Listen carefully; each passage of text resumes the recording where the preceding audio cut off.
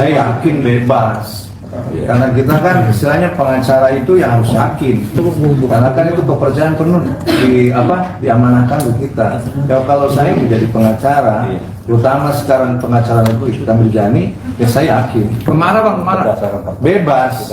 Saya yakin berdasarkan fakta-fakta persidangan, saksi fakta yang kita hadirkan, berdasarkan ahli juga, alat bukti juga dari dakwaan, ya saya yakin bebas. Iya, aku mau liburan, aku udah capek, aku buluk di dalam penjara.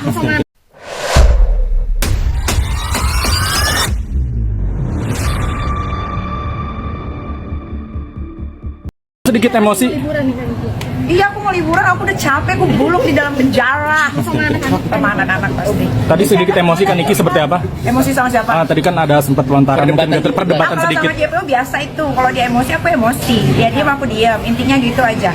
Tapi untuk terlihat sangat puas sampai emosi juga. Nggak ditunda, sidangnya minggu depan saksi ahli lagi, habis itu baru pemeriksaan terdakwa. dari BPOM nih minggu depan. JPO harus hadir, kalau nggak hadir berarti ada apa-apa nih Taruna. Apa dugaannya ada apa ya dugaannya Mi? Yang tahu hanya dia, Tuhan dan orang yang deket-deket dia yang tahu. Mudah-mudahan harus datang ya, karena BPM itu kan netral, harus netral. Karena kemarin kan Bapak Tarunanya bilang bersedia hadir jika dibutuhkan. Tiba-tiba dia lupa ingatan dengan omongannya sendiri. Tiba-tiba harus begitu. Itu mudah-mudahan minggu depan bisa hadir. Harus. Karena kita kalau bikin skincare atau produk apapun kan melalui BPOM. Gitu. Kalau BPOM nggak mau hadir, ya udah nggak usah ada BPOM, bubarin aja. Andi Syarifuddin dan Anang Lovong ingin menyampaikan bahwa kami telah mengajukan upaya hukum melalui gugatan perbuatan melawan hukum atau onreh mitidat di Pengadilan Negeri Jakarta Selatan, dan terhadap upaya hukum tersebut sudah terregister dengan nomor perkara 1000-PDTG-2025. Nah, adapun upaya ini kami laksanakan adalah dalam rangka untuk memperjuangkan rasa keadilan, kepastian hukum, dan kemanfaatan bagi klien kami. Kemudian yang perlu kami sampaikan adalah untuk agenda sidang pertama akan dilaksanakan pada hari Rabu tanggal 8 Oktober 2025 pukul 9 waktu Indonesia Barat. Nah, sementara itu yang perlu kami sampaikan. Kalau teman-teman media ada yang mau ditanyakan atau ditambahkan dengan Bang Andi, silakan Bang Andi. Ya, baik. Terima kasih rekan-rekan media semuanya ya. Sedikit saya tambahkan bahwa terkait masalah rilis Humas Pengadilan Negeri Jakarta Selatan, mungkin teman-teman juga sudah tahu semua ya, bahwa siapa yang tergugat, siapa turut tergugat, tentunya kan teman-teman wartawan juga sudah tahu. Dan poin-poin atau dalam istilah hukum disebut apa yang dimohonkan, itu tentunya kan sudah tahu ya, bahwa ada kerugian materi ya, dan ada kerugian imaterial.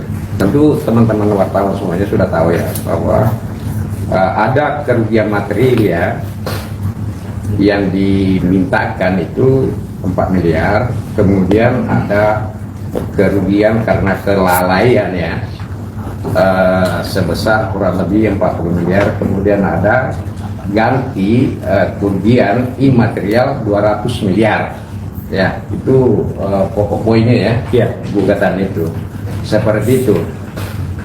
Nah, memang saya kembali memperjelas ya, bahwa secara kebetulan kantor kami lah yang diminta untuk menangani perkara perdata dalam konteks perbuatan melawan hukum ya, bukan seperti apa yang kita ketahui bersama di beberapa media bahwa ini adalah gugatan uang prestasi. Ini perlu saya pertegaskan ya, bahwa ini bukan gugatan uang prestasi ya. Nah, adapun pokok gugatannya adalah bahwa diawali dengan adanya kesepakatan bersama antara para pihak, di mana salah satu pihak membatalkan secara sepihak dengan mempergunakan instrumen hukum pidana, ya, sehingga menimbulkan kerugian baik secara material maupun imaterial kepada klien kami. Oleh karena itu dilakukanlah upaya hukum dengan gugatan perbuatan melawan hukum, dalam ini konteks perdata ya, seperti itu. Oke, mungkin Sindu ada mau ditambahkan? Ibu Sindu cukup ya. Kalau begitu kembali ke rekan saya Pak Maruli. Oke, terima kasih Bang Andi. Jadi jelas teman-teman semuanya ya, bahwa gugatan yang kita layangkan itu bukan gugatan Wampres, tapi gugatan perbuatan melawan hukum atau 1365, bahasa hukumnya namanya onreh mefidat ya. Ada kerugian material tadi sudah disampaikan oleh Bang Andi ya. Nah, nanti kita tunggu prosesnya, ada tahapan-tahapan yang akan kita laksanakan, mulai dari persidangan pertama, terus kemudian mediasi selama 30 hari kerja sesuai dengan Perma nomor 1 tahun 2016, untuk Perma nomor 3 tahun 2022 proses mediasi di pengadilan secara elektronik. Nah, mudah-mudahan nanti sebelum masuk dalam pokok perkara ada kesepakatan yang kita bisa diskusikan dalam proses mediasi. Dan pada prinsipnya kami sebagai penggugat membuka diri, tapi kalau nantinya itu juga deadlock, ya kita akan buktikan semua dalil kita yang kita tuangkan dalam posita dan petitum itu kita buktikan dalam fakta-fakta persidangan. Mungkin demikian. Pembuatan perbuatan melawan hukumnya apa, Bang? Oke, nah sebenarnya materi ini kan kami akan sampaikan dalam persidangan, tapi saya hanya ingin menyampaikan bahwa unsur-unsur perbuatan melawan hukum itu kan ada ya beberapa poin. Nah, salah satunya adalah tentunya ada pembatalan sepihak perjanjian secara lisan yang jelas-jelas sangat merugikan klien kami. Nah, yang kedua adalah terkait dengan adanya perekaman yang tanpa seizin prinsipal kami, dan menurut hemat kami itu bertentangan dengan ketentuan hukum yang ada. Dan ada beberapa lagi nanti dalil-dalil kami yang kami tuangkan dalam posita dan kami mintakan dalam petitum gugatan. Bang, yang rekaman bukannya sudah dilaporkan illegal access ke ranah pidana, Bang? Oh ya, itu saya kira kan dua hal yang berbeda. Kalau bicara pidana, saya tidak punya kompeten untuk menjawab itu. Tapi saya hanya bicara terkait dengan gugatan perbuatan melawan hukum nomor 1000/PDT/2025. Bang, besok itu kan sidang perdana untuk kontestasi. Tanggal 8 itu sidang perdana untuk PMH-nya, Bang. Oke. Itu yang didapat soalnya, Bang, dari website pengadilan sendiri, Bang. Oke. Jadi sebenarnya gugatan Wampres itu nanti Pak Bang Adi yang akan menjawab itu ya, karena ketika kita mengajukan gugatan perbuatan melawan hukum ini, saya tidak tahu terkait dengan ada. Begini, bahwa memang pada awalnya ini perkara ini kan ditangani oleh Bang Fahmi ya, terkait masalah gugatan uang prestasi itu.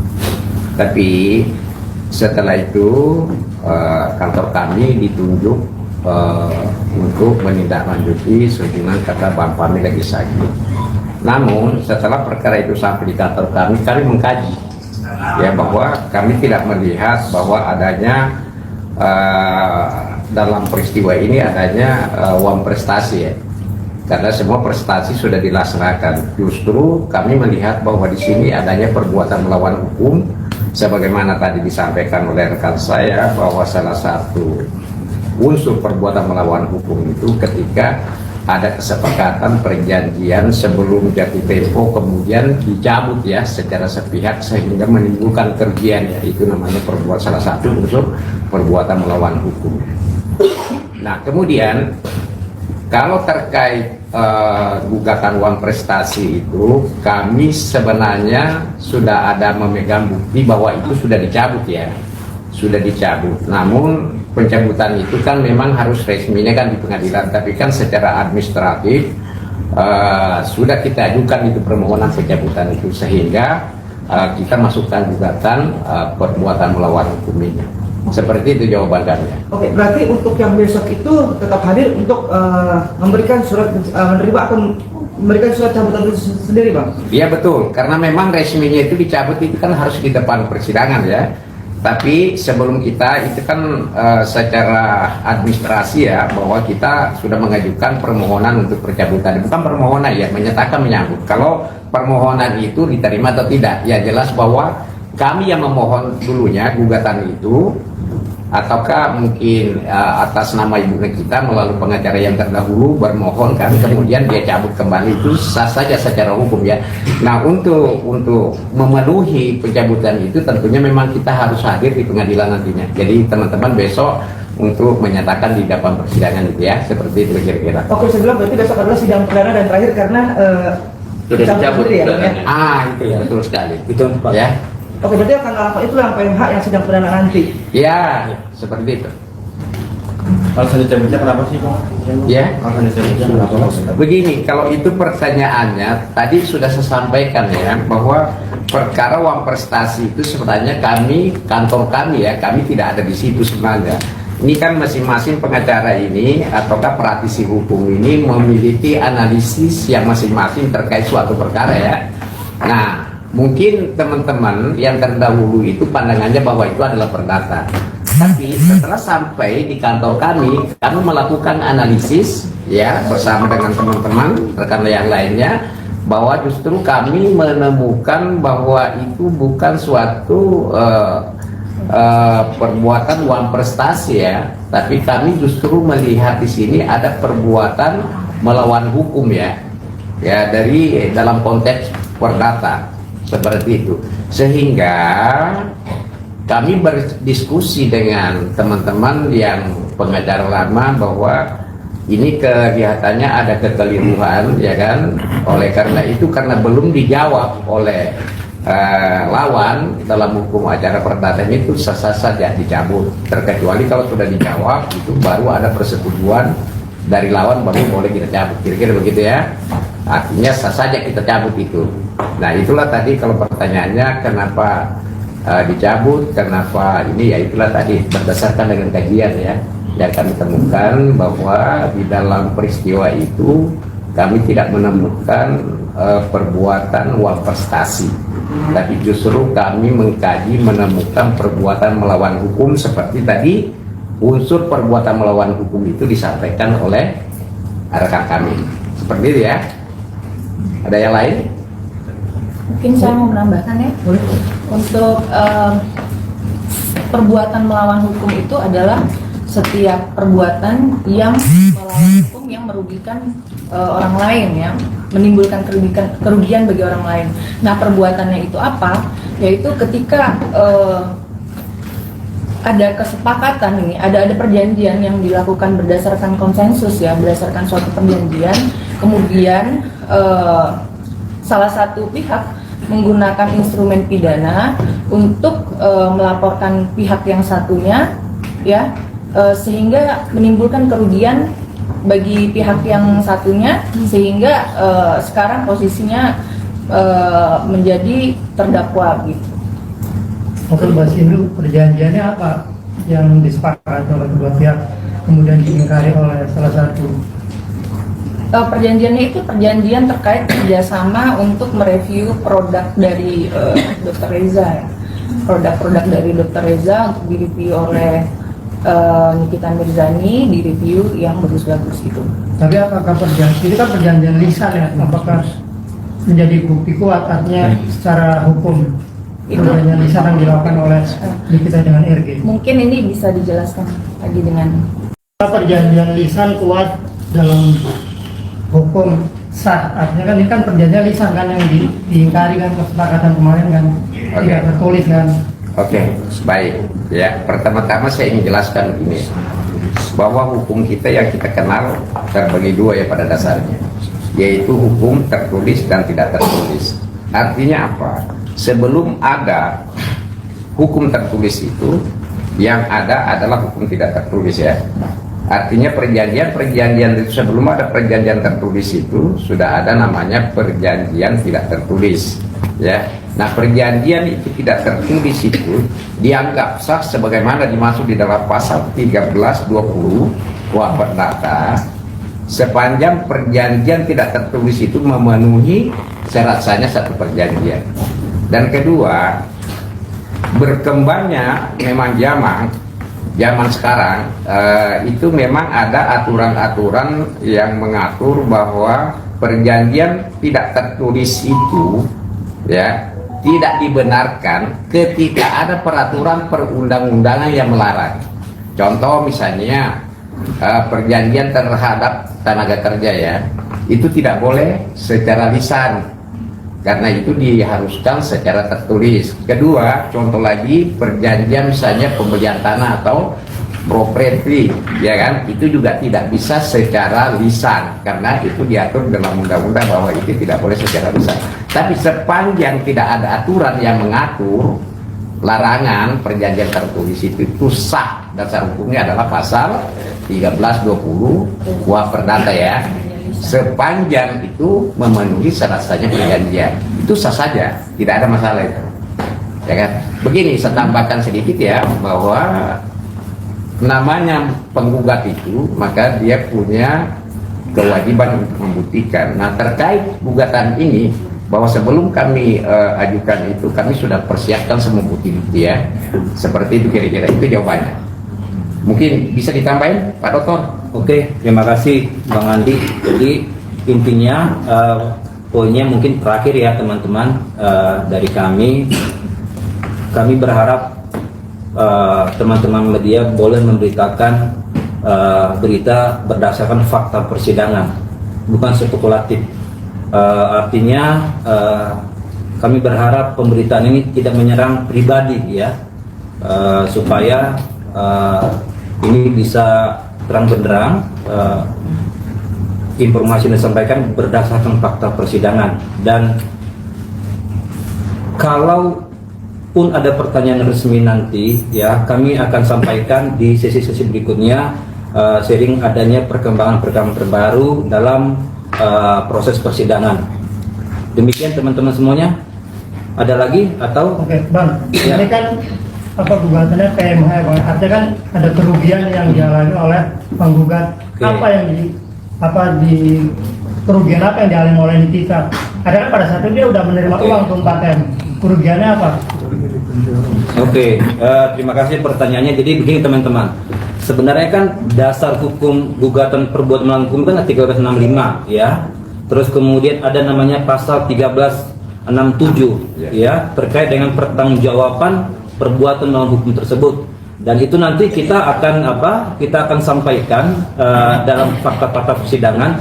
Kalau ini kan materi dalam persidangan ya. Kalau hari ini kami buka tentu kan kurang elok kalau kami mendahului ya. Nanti kita akan buktikan dalam fakta persidangan. Terus kemudian juga mengacu pada pasal 1372 terkait dengan kerugian imaterial yang sudah kami muat dalam petitum kami, yaitu 200 miliar ya kepada para tergugat. Jadi kalau ditanya tadi apa aja kerugian yang dialami oleh para penggugat, sebenarnya teman-teman sudah bisa membacanya di mana sedang berlangsung proses persidangan secara pidana. Begitu. Tapi nanti kami akan sampaikan itu semua lewat persidangan ya, sehingga kami berharap hakim bisa memutuskan atau berpihak kepada keadilan, kepastian hukum dan kemanfaatan secara keperdataan bagi prinsipal kami. Demikian. Boleh sedikit terkait sidang kemarin, si kitanya berhadapan langsung dengan JPU, terus sempat kayak joget-joget gitu, mungkin itu sempat ada obrolan gitu nggak sih ke tim TH sendiri? Nah, jadi kan ini sebenarnya kan hari ini kita konferensi pers itu dalam rangka perkara 1000 ya, gugatan PMH. Nah, ini dikaitkan dengan pidana, mungkin teman-teman lain bisa menyampaikan terkait dengan yang lebih mengetahui fakta-fakta persidangan pidana. Silakan Bang Gali. Apa dari pertanyaan? Iya, yang JPU itu nggak. Ya wajar lah kesal. Mitikan kesal sebenarnya kan wajar. Ada apa namanya ahli lagi menjelaskan, terus pertanyaannya juga diulang-ulang. Sebenarnya sudah kami tanyakan, diborong semuanya pertanyaan sama kami. Ternyata ditanya ulang. Setelah ditanya ulang pun disimpulkan pula. Gimana nggak kesal? Itu hanya bentuk kesalahan. Dan ternyata kan dari pihak JPU juga kan sama, suka apa namanya dengan gerak tubuh dan lain sebagainya kan ya, mungkin rekan-rekan media juga bisa perhatikan kan saat persidangan. Ya begitulah reaksinya klien kami. Kesal, mitikan kesal sebenarnya kan wajar. Ada apa namanya ahli lagi menjelaskan, terus pertanyaannya juga diulang-ulang. Sebenarnya sudah kami tanyakan, diborong semuanya pertanyaan sama kami. Ternyata ditanya ulang. Setelah ditanya ulang pun disimpulkan pula. Gimana nggak kesal? Itu hanya bentuk kesalahan. Dan ternyata kan dari pihak JPU juga kan sama, suka apa namanya dengan gerak tubuh dan lain sebagainya kan ya, mungkin rekan-rekan media juga bisa perhatikan kan saat persidangan. Ya begitulah reaksinya klien kami.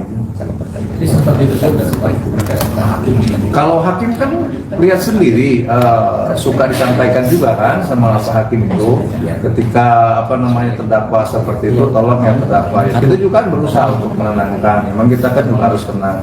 Tapi kan itu kan bentuk dari ekspresi yang mungkin kita juga untuk menghalanginya juga kan tertawa kepada dirinya sendiri juga. Tapi tetap kita coba untuk tenang itu seperti itu. Kalau agenda sidang besok ini apa? Agenda sidang tanggal 2 besok untuk yang mana, yang pidana? Pidana besok masih saksi ahli. Ya, iya. Kalau rencananya ada 3 ahli lagi. Ya, dan disampaikan juga. Ahli apa aja bang? Ahli besok lebih spesifik lagi. Jadi kita ini, klien kami ini meminta lebih spesifik untuk menghadirkan saksi TPPU, yang keduanya saksi ITE, yang terakhir insya Allah nanti akan dihadirkan saksi psikolog forensik. Yang mudah-mudahan doakan ya supaya saksi ini bisa hadir di persidangan, terus keterangannya juga kita bisa maksimal seperti saksi ahli kemarin. Kita juga mendengarkannya ya luar biasa lah ilmunya yang didapat, terus dan mudah-mudahan keterangannya pun nanti kita berharap kepada JPU atau misalkan yang lainnya untuk tidak dipotong-potong. Bang, bukannya masih menyisakan 4 saksi? Kalau kemarin kalau di persidangan ada 7 saksi. Ada 7 saksi. Ya. Dan memang sebelumnya ada satu lagi kan, yang satunya BPOM. Oh, Kita masih berharap untuk BPOM hadir. Seperti itu. Tapi sudah mulai mengajukan surat lagi nggak bang ke pihak BPOM atau komunikasi dengan hakim agar Sudah cukup, kita sudah cukup mengajukan surat, kan sudah dibalas juga. Walaupun belum dibalas juga kan sudah rilis duluan itu tidak mau hadir. Padahal kita juga kan lembaga. Kita advokat yang dilindungi oleh undang-undang advokat, kan kita juga lembaga. Seperti itu. Bang, terkait penegasan aja sih bang bahwa Mana nih? dicabutnya prestasi bukan karena tidak memenuhi unsur, tapi mau fokus ke PMH. Sekarang seperti itu bang. Ya betul. Berarti bukan tidak memenuhi unsur ya bang? Sebentar, aku jawab ya. Saya pertegas kembali bahwa terkait masalah uang prestasi itu, kebetulan sedikit saya mau tambahkan. Tadi ada pertanyaan, maaf ya. Tadi ada pertanyaan apa sih yang dialami kita ya terkait perbuatan melawan hukum ini ya. Pertama-tama saya ingin jelaskan bahwa di dalam hubungan keperdataan itu ada 2 kerugian. Ada namanya kerugian material. Material itu adalah kerugian yang nyata, yang lahir karena perjanjian. Kan dulunya kan disepakati kan 4 miliar, oke? Setelah itu ya kan, setelah diselesaikan prestasinya kemudian ada laporan polisi ya kan, kemudian uang itu ditarik kembali, itu kan menimbulkan kerugian ya, dan itu kita minta kembali. Nah, terkait masalah apa yang dimaksud dengan kerugian imaterial di sini ya kan, kemudian bisa kehilangan dia pekerjaan, sengsara badannya, pemikirannya, dan lain-lain pendapatannya, baik itu namanya imaterial, tidak nyata tapi bisa dihitung. Oke, mungkin itu ya, ada wartawan ya, kalau itu pertanyaan ya. Oke, yang lain ada lagi? Satu lagi mungkin ke Mas. Terakhir ya. Gali. Oh iya Mas Gali. Oke. Maaf, Mas. Di persidangan kemarin, ini kan mengklaim bahwa nanti Desember dia akan bebas berdasarkan dari keterangan saksi yang valid dan jawaban-jawaban dari saksi itu sangat mungkin. Komentar Anda? Saya yakin bebas. Karena kita kan istilahnya pengacara itu ya harus yakin. Karena kan itu kepercayaan penuh diamanahkan ke kita. Ya kalau saya menjadi pengacara, terutama sekarang pengacara itu kita Mirjani, ya saya yakin. Kemana bang? Kemana? Bebas. Saya yakin berdasarkan fakta-fakta persidangan, saksi fakta yang kita hadirkan, berdasarkan ahli juga, alat bukti juga dari dakwaan, ya saya yakin bebas. Nanti bulan Desember itu kemungkinan bebas. Sebelum Desember lah harus bebas. Berarti nggak akan ada Mantap. penambahan tahanan lagi ya Pak? Apa? Penambahan apa? Signifikan, mantap. Oke. Kayak gitu. Apanya yang ditambahkan? Sini kitanya. Iya, maksudnya apa yang ditambahkan? Penanganannya. Penambahan. Enggak dong, itu kan kemarin sudah dijelaskan terkait daripada jadwal ya. Jadwal itu ada besok itu kan masih saksi ahli lanjut lagi kepada keterangan terdakwa langsung kan besok itu dua-duanya diambil. Nah setelah itu kan nanti ada tuntutan. Kemarin sudah dibacakan ada jadwalnya. Kalau ada yang mencatat mungkin memperhatikan itu ada. Setelah itu kan ada daripada pembelaan dari kita ya, pledoi. Nanti ada lagi dibalas replik duplik. Nah, seperti itu ada nanti. Kalau tidak salah di akhir-akhir Oktober dari itu. Mungkin ada catat itu rekan-rekan semua. Jadi kalau dibilang Desember, saya yakin sebelum Desember. Oke. Terkait dengan